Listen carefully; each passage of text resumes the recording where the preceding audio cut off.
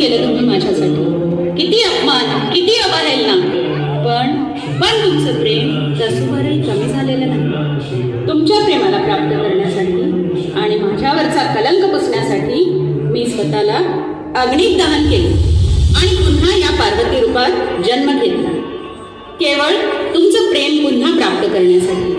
डोळे उघडा ना महादेवा, तुमची पार्वती तुमच्या समोर आहे. हा पहा रुद्राक्ष, ज्याला साक्षी मानून तुम्ही मला लग्नाचं वचन दिलं होतं, हा मी तुम्हाला समर्पित करत आहे. ते वचन आठवा आणि माझा स्वीकार करा महादेवा. पार्वती माता रोज येऊन महादेवाची पूजा करत होती, पण महादेव समाधीतून काही केल्या बाहेर येत नव्हते. नारायण नारायण. मग पार्वतीच्या सहाय्याला आला कामदेव.